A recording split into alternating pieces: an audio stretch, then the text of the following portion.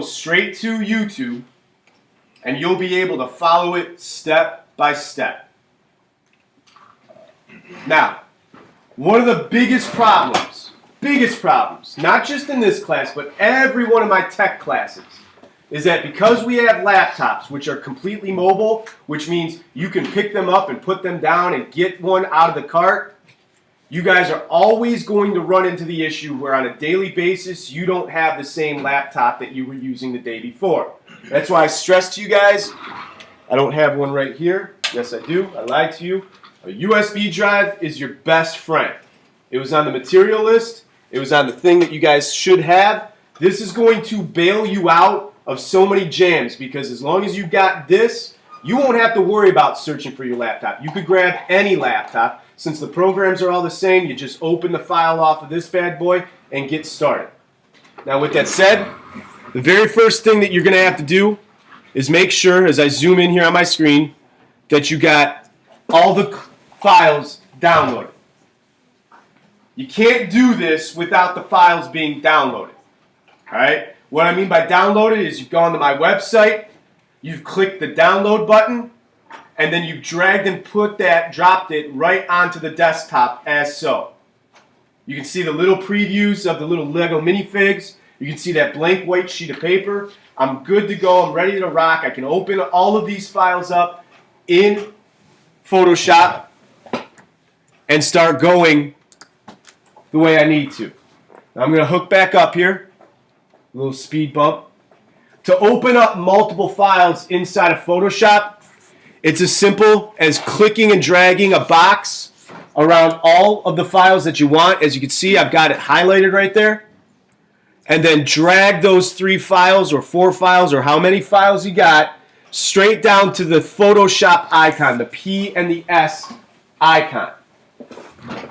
Now, what's a little confusing for people still is they don't really feel comfortable with the fact that Photoshop organizes your files the same way that you can open up internet tabs on a browser. There's little tabs at the top that will show you the different files that you downloaded or that you have open. Here's my blank sheet of paper. Here's my hot dog guy. And there's my chicken. Let's get rid of that. There's my chicken with the white background. Now in this video and demonstration, I want to do the chicken because I can see this happening with people. Alright? I can see people running into an issue with the photographs that they choose because something in their photograph matches the background. Why is that such a big deal? Because the first step that people are forgetting is that they got to get rid of the background. If you don't get rid of the background, this is going to make your life miserable. Now the problem with the background is that it matches this chicken suit. So I expected to have lots of people raise their hand and question, well, I don't understand what's going on. Because they would have gone over to the toolbar, and I'll zoom in here. They would have gone over to the toolbar, clicked the quick selection tool, and if you followed my instructions, you click and drag around the background. But obviously what this does is it presents an issue where here I didn't click and highlight the eyeballs, the beak, the face, and matter of fact, if I look at the wings aren't selected.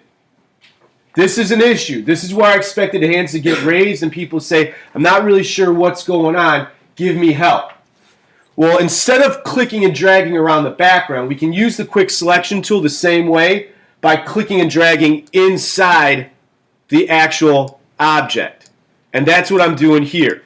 Instead of going around the background, I'm just going to select the actual thing that I want to select and get rid of the background on.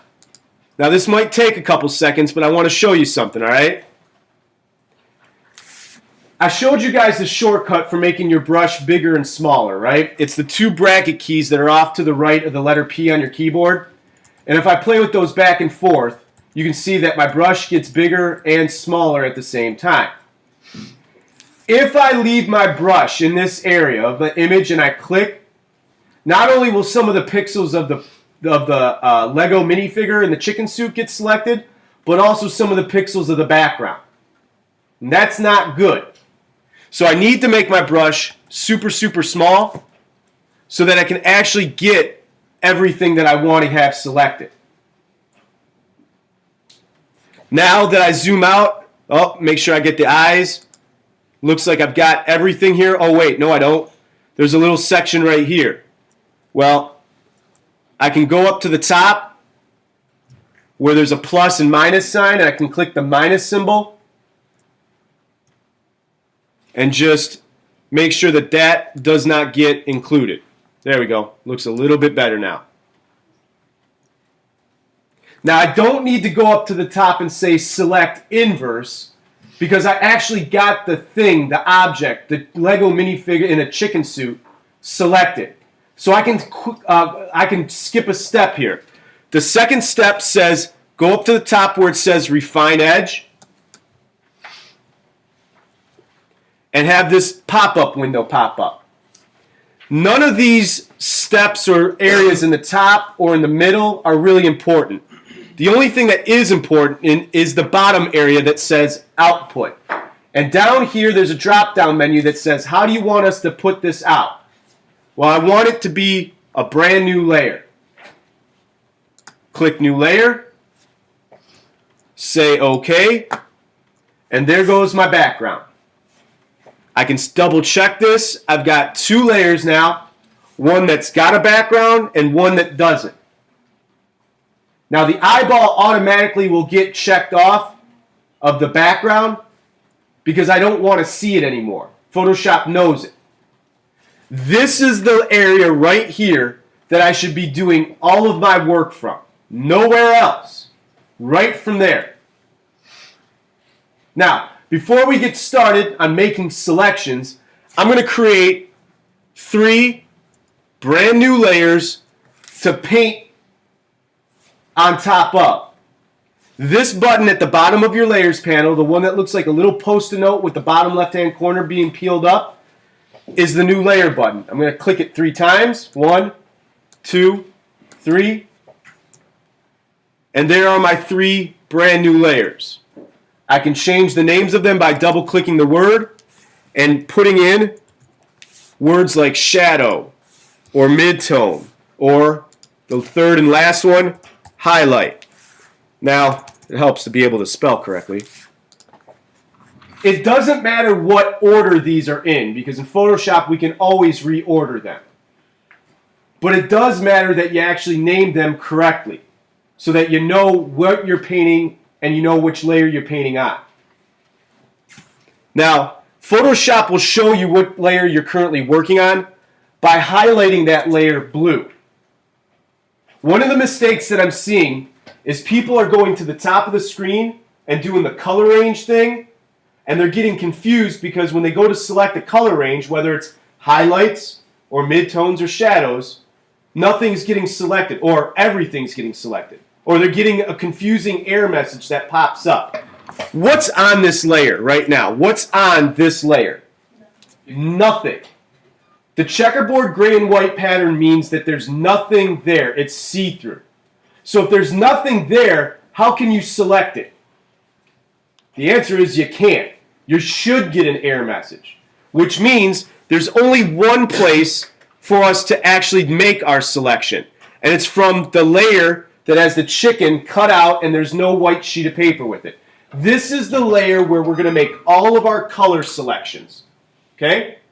So you got to make sure that this layer right here is highlighted blue, and now we can simply go up to the top where it says select, mouse down to color range, and make our selections from here.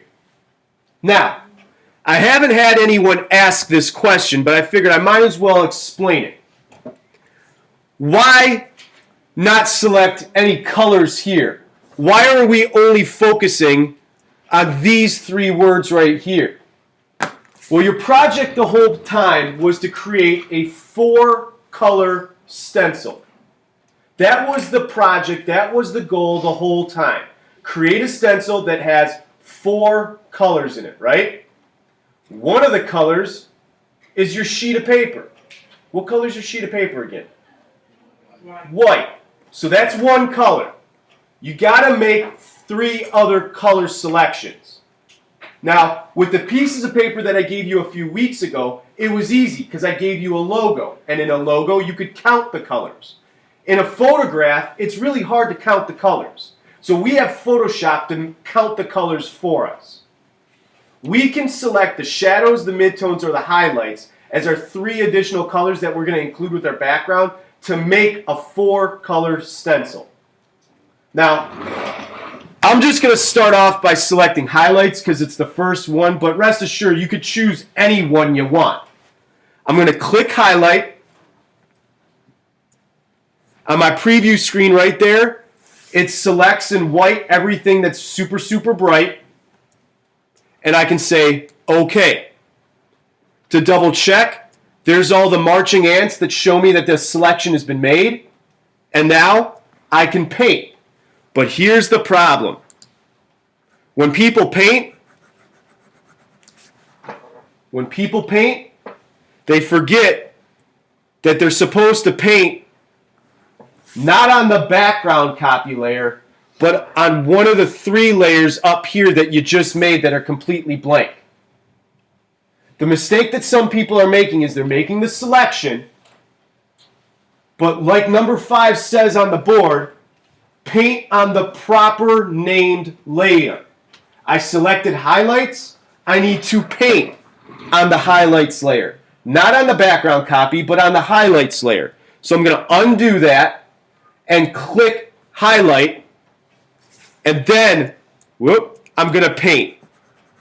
Now the colors can be changed anytime. I don't like this dark green, but it was the last color that I had selected, so I got to run with it. And just to double check and make sure that there is dark green on that highlight layer, there it is. Nothing else. Why nothing else? Because I didn't select anything.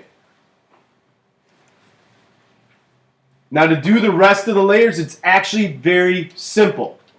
Okay? I'm going to go up to the top of the menu here and deselect everything that I just got done selecting and painting. I'm going to go back to my background copy layer, and I'm going to say select, color range, but instead of doing highlights, I got to select one of the other ones. Let's do midtones since it's the next one down. I click OK. Double check, do I got the marching ants all over the place? I absolutely do. Double check, am I painting on the midtones layer? Oh, no, I'm not. I got to go up and actually get on the midtone layer. And I'm going to go select a different color here. Maybe let's do something really bright so you guys can see it, like a bright blue. I can paint my bright blue in there. Zoom in to show you guys what I'm talking about. I got green and bright blue in there. And now all I got to do is deselect, go back down, and follow the same steps one last time. Click on background copy, select, color range. This time, the only option that I have left to do is shadows. I click OK, and I can paint that in with a dark color. Doesn't matter, but I got to make sure that I'm on the shadow layer before I start painting. Uh-oh. What happened? What happened? What do you mean? You're right. Now, I don't know if you guys caught it, but take a look over here. Okay? Notice my shadows almost looks identical to my highlights. Why? Mr. Pappas, help. Oh my God, what's going on? Now this green that I have selected down there, would you call this green that you're seeing on the screen right now a bright color, a middle color, or a dark color? I'd call it a dark color too. Matter of fact, I don't like it because it's that dark. And here's the problem. I told Photoshop to select dark colors, didn't I? Photoshop just did what I told it to do. Even though you can change the colors and color choice is kind of important, there is a way around this. Instead of having this layer visible, I'm going to turn it off.